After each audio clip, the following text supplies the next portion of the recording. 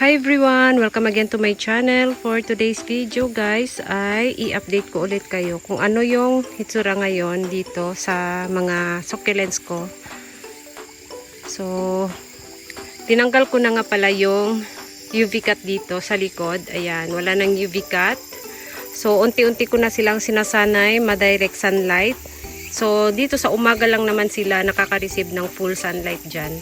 Sa umaga lang, and then meron pa rin dito sa gilid itong manipis na UV cut, pero nakakonect siya dito hanggang sa taas. Ayan. So ayan, at yung UV cut nga pala dito dati ay eto siya hanggang dun sa taas. Tapos ngayon dahil medyo mas medyo mas madilim, pinalitan ko na nito. Ayan, kahapon ko lang to nilagay guys, itong ganito. Mas manipis kasi to siya i-compare dito. Kasi yung nito is mas malaki. Ayan oh. Mas malaki siya kaysa dito. Ayan. So, dito naman mayroon pa. Ayan, mayroon pang UV cut dito sa harap. So, bali dyan pa lang yung tinanggal ko.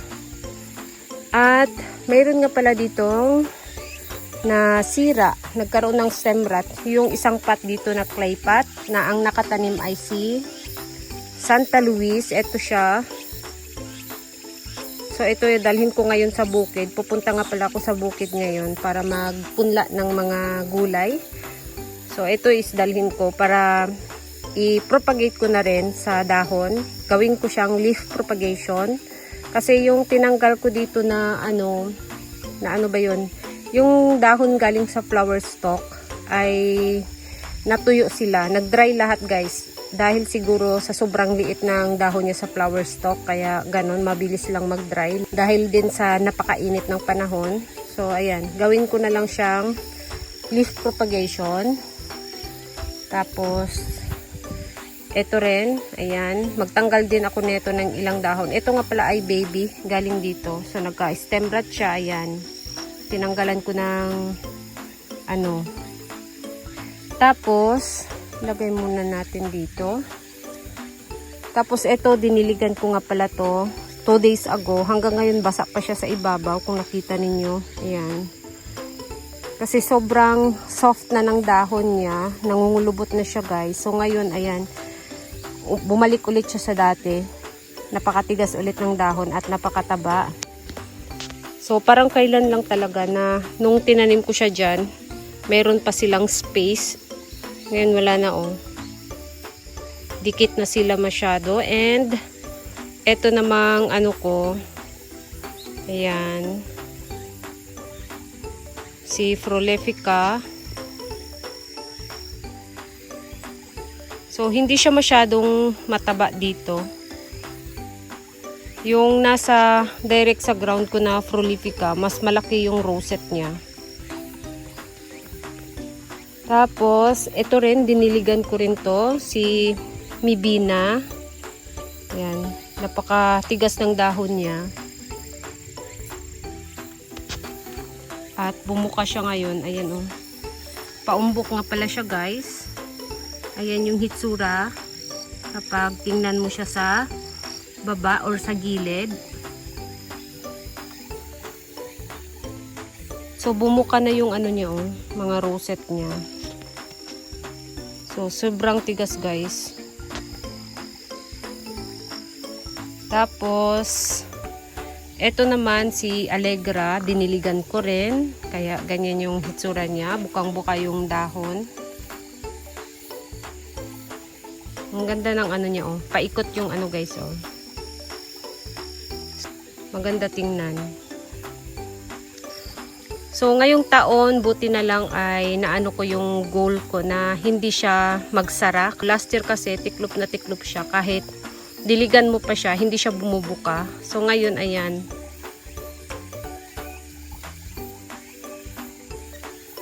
At yung niya is paumbok.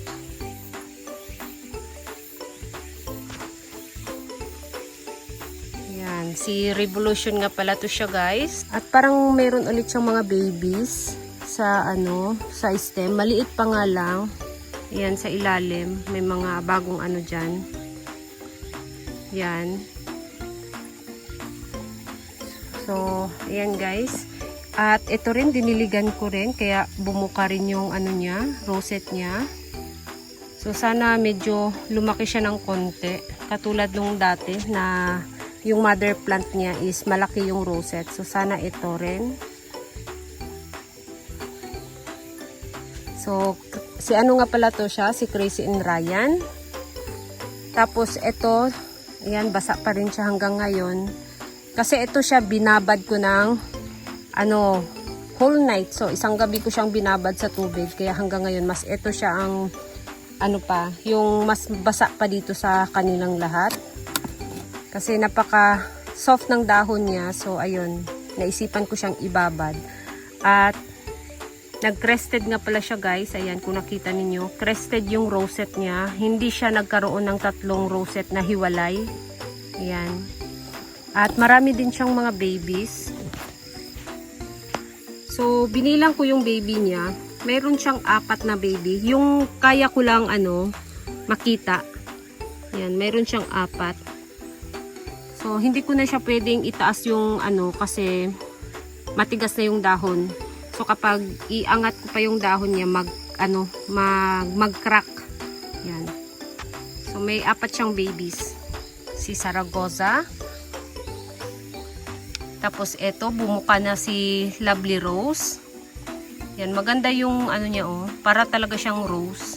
Diba? Maganda yung rosette niya, oh. Tapos, eto naman, yung Simper Bibum na nabili ko dati. Yan. Yung mayroong variegation. So, mayroon na siyang 2 baby. Tapos, mayroon ulit na bagong palabas. So, sana yung baby din ay magkaroon din ng variegation. So, hindi ko pa siya nilipat. Nandito pa rin siya. Yan. Tapos, si Red Velvet. So, ito yung sabi ko sa inyo guys, oh. Ito yung dahon nung taglamig. Itong dito banda. Tapos, ito yung bagong dahon niya ngayon. Diba? Ano lang siya, hindi na lumalaki, kumbaga. So, ang lumalaki yung bagong dahon niya. So, ito siya is, na lang to siya, antayin na lang siyang mag-dry. Ayan. So, pumapangit yung, niya, yung forma ng rosette niya, pumapangit. Hindi katulad ng ibang succulents, na katulad nito, ayan, oh. Diba? Pantay yung dahon. Pero ito, ganito talaga yung ni Red Velvet. Yan. Tapos si Musan. So ngayong taon hindi siya lumiit guys. Unti-unti siyang lumalaki. Yan yung Musan. And si Old Egg. Yan si Old Egg. Napaka taba ng dahon niya. Kasi bago siyang dilig. Yan, tumaba yung dahon. Pati ito, yan, bumuka na rin siya. Tapos, medyo tumigas na siya ngayon. Tapos, si Supreme, ayan, meron din ako ditong Supreme na sapat. Kaya mayroon akong Supreme sapat kasi ang nito dati is, ilagay ko sana siya sa, arrangement, yung malaking pot na arrangement. Yun sana yung paglagyan ko sa kanya. Kaya lang, napuno yung malaking pot ng yung sedum. Ayun, yung sedum arrangement ko. So, ang ginawa ko dito ko na lang siya tinanim. Ayan. Tapos, dito naman, ito, nakapila din to siya sa repotting soon. Ayan, inantay ko lang na medyo hindi na masyadong mainit kasi iriripat ko to si Money Maker. Tapos, yung tinanim ko na mga sabrim. Yan, bukang-buka sila. Yan, tapos si Purple Haze. Yan. Ito kasi is maselan sa direct sunlight. Itong Purple Haze na to. Kaya, nandito sila. Kailangang nasa shaded area sila para hindi masira tong Purple Haze. Yan.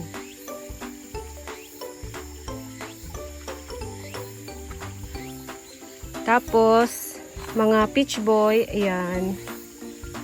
Si Peach Boy. Ito, unti-unti na siyang lumalaki, oh. Si PVN. Unti-unti nang lumalaki yung rosette niya. Tapos ito rin, basa pa rin hanggang ngayon, si RG. Ang tigas ng dahon. Yan. Tapos mayroong kumain dito na ano, yung uod. Kinain siya. May butas, may butas yung stem. Saan na kaya yung uod? Yan, kinain ng uod. Dito rin, kinain din, So, ayan guys. So, kailangan ko na ulit magbudbud ng gamot para hindi sila lapitan ng yung uod. So, yun yung problema ko sa mga succulents ko. Wala akong problema sa mga mealybugs kasi mabilis lang din yung mealybugs, yung alisin. Pero yung mga uod talaga, kahit nasa sila sa ibabaw ng patungan, umaakyat pa rin. Katulad nito, ayan. Kinakain. Tapos ito, si Sedum clavatum. Yan. Unti-unti nang lumalaki yung dahon niya. Kasi ito is talagang kalbong-kalbo to siya nung nilagay ko dito. Yan. Tapos ito hindi ko pa diniligan, kung nakita ninyo. Ayan. Sobrang soft ng dahon, guys. Yan. Tumiklop na siya. Pero kapag diniligan ko to, biglang maglakihan yung dahon, biglang magbuka at magtabaan. So hindi ko muna diniligan kasi mataas yung humidity. Yan, magkakaroon siya ng mga itim-itim sa dahon. So yun yung iniiwasan ko, na magkaroon siya ng mga dot-dot na itim or masira katulad nito. Ayan, Ito kadalasan lumalabas to kapag summer, mainit yung panahon, tsaka mataas yung humidity, tapos diniligan pa sila. Ayan, nasisira yung dahon nila. Pero yung bagong dahon, ayan, sa gitna is okay naman. Ayan, makinis ulit. So, antayin ko na lang mag-dry tong lumang dahon. Tapos magpapalit siya ng bago. Ayan.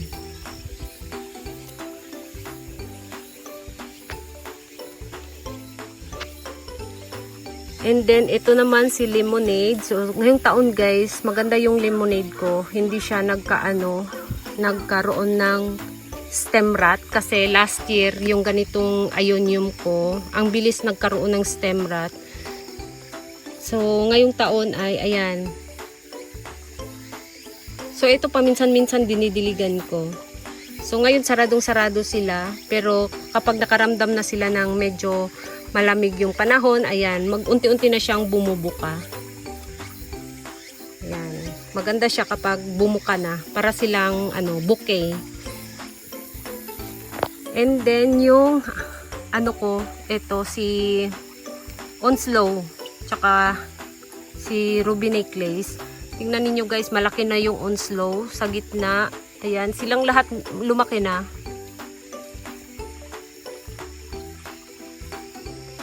Yan, 'di ba?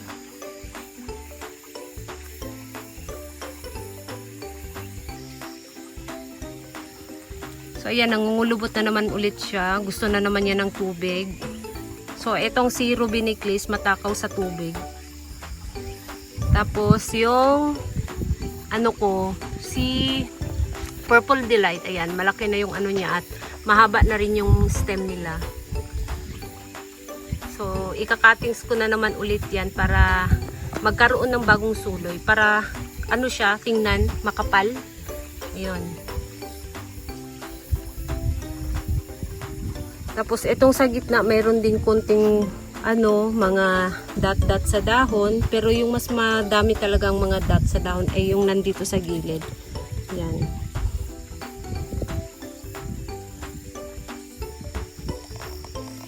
Tapos si Dusty Rose, malaki na siya guys. Yan, unti-unti na siyang lumalaki. I-compare nung bago siyang tanim dito, unti-unti na siyang lumalaki. Tapos yung mga green necklace or pearl necklace, ayan, mahaba na.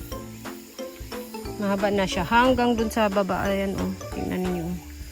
Ayan, mahaba na siya guys. So far wala pa akong nakitang bagong baby sa stem. Sana magkaroon. Ayan. Ayan, wala pa siyang baby sa stem.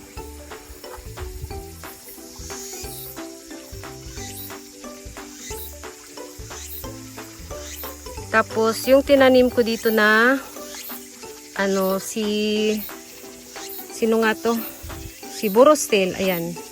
Ito yung napakatabang dahon niya dito banda. Tapos, unti-unti na siyang pumayat. So, na nga pala to siya. Nagkaroon na siya ng dalawang ayan. So, yung iba mayroon na. Ito rin, Yan, mayroon na. Ito, 3 heads. Sa isang stem, 3 heads. So, ayan, naghahang na siya, guys. So, kapag nagtanim kayo ng Borostel, ayan, yung mahabang stem, dito ninyo ilagay sa gilid. Tapos, yung mga, maiksi, dito sa gitna. Katulad dito sa ginawa ko. Para kapag humaba yung stem, ito yung mas maunang humaba. Tapos yung maliit, pahaba ng pahaba, hindi sila matabunan. Yan.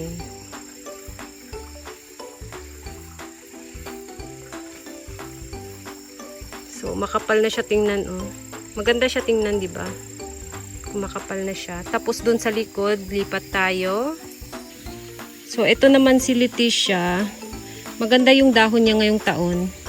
Makinis. Hindi katulad last year na nagkakaroon siya ng mga itim-itim at saka naglagasan yung dahon. So, ngayong taon maganda yung dahon niya. Makinis. So, ang goal ko na lang is kung paano siya pakapalin. Tapos, meron ako ditong si Agavis Miranda. Meron siyang 7 babies. Marami yung babies niya. At meron din siyang dito sa palabas. Nandun sa ilalim. Maraming babies siya. May palabas din siya sa ilalim, maliit pa, hindi pa kita. Nakaipit pa siya sa pinakailalim. So, yung baby niya ay meron siya dito 1, 3, ayan, 3, 4, 5, 6, 7. Pang-7 tong nasa ibabaw. So, may 7 baby siya at mayroon pa rin siyang palabas na bago. So, ayan, si Agavis Miranda. Maganda ang kulay nito, guys. Nagiging parang orange, ayan, kapag na-stress. Tapos, si Pulilencia na malaki na siya, guys. Nasakop na niya yung pot. Ayan. Maliit kasi ito sila nung nilagay ko dito. Ayan, si Pulilencia na.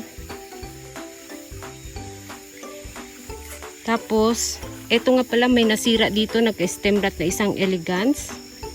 So, buti na lang is hindi nahawaan tong iba. Ayan, yung isa lang dito. So, ang puti niya tingnan kapag naano siya ng araw, maputi. Tapos, ito naman siya si Ebony. Napaka-tigas ng dahon niya. After ko siyang diligan, napaka-chubby ng dahon. Yan, sobrang tigas ng dahon, guys. So, cuttings nga pala to siya. Ang puno nito ay wala na, goodbye na kasi nagkaroon to siya ng stem rot. So, hined cut ko na lang. Tapos, yung puno wala na. Ayan, ito yung head. Tapos, ito naman siya si Onslow. Tingnan ninyo, guys. Maganda yung Ayan yung niya. Lumaki na yung mga babies. Pero wala pa siyang bagong baby ngayon.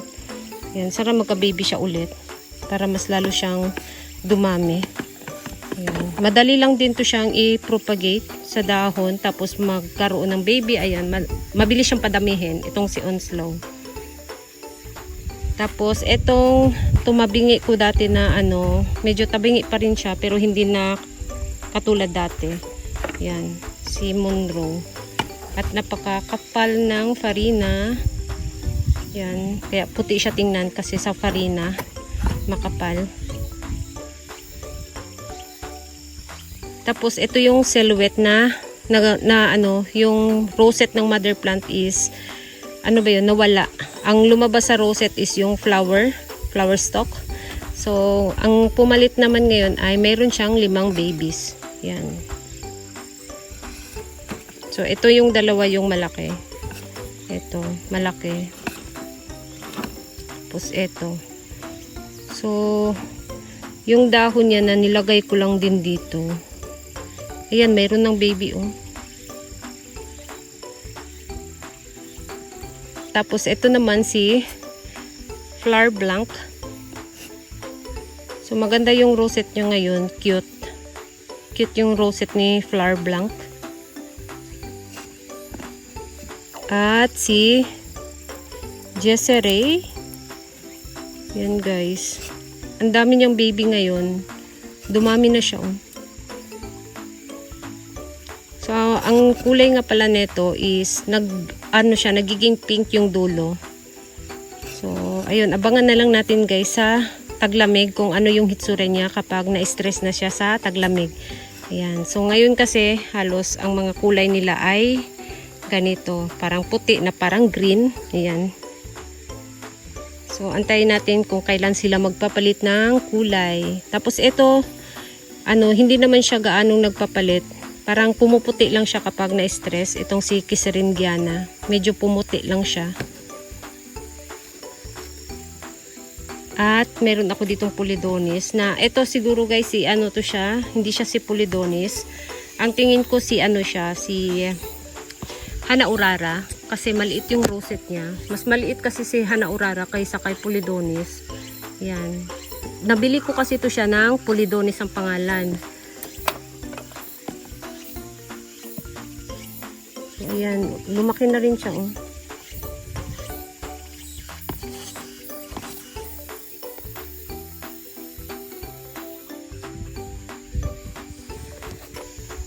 Tapos yung pinropagate ko sa buto, ito na sila. Medyo malaki na sila. Meron ditong kamukha ni ito kamukha ni rose cabbage. Ayan. Diba? Kamukha siya ni rose cabbage. Pero yung dahon niya is mas mas makapal lang yung dahon niya kaysa kay rose cabbage. Pero kamukha siya ni rose cabbage. Ayan. So, rose cabbage, cross, golden glow. Nandito yung golden glow ko. So, si golden glow nga pala ay nagkaroon ng stem rot dito. May na-stem rot ditong isa. So, 5 to sila na babies. Nagkaroon ng stem rot yung isa. So, 4 na lang ngayon ang natira sa golden glow ko. Ayan. Tapos, ito maganda yung dahon niya. Oh. Hindi siya nagkaroon ng mga, ayan, kung nakita ninyo. Yan yung niya. Wala siyang masyadong mga dot-dot sa dahon. Yan. Mas makinis yung dahon niya. I-compare yung kanina na na makapal na. Si Takasago na okay na. At may baby siya dito na isa. At mayroon din siyang baby dito galing sa flower stalk. Ito nga pala ay flower stalk. Ayan. May baby siya na lumabas sa flower stalk.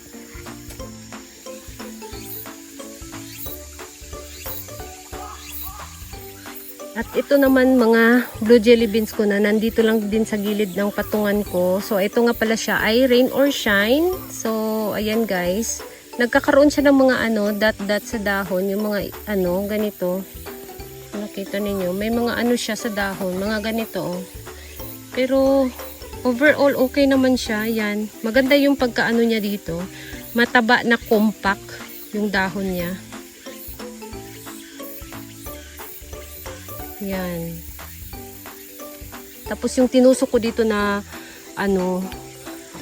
Supreme, tingnan niyo guys. Ang dami niyang tinusok ko lang to dito.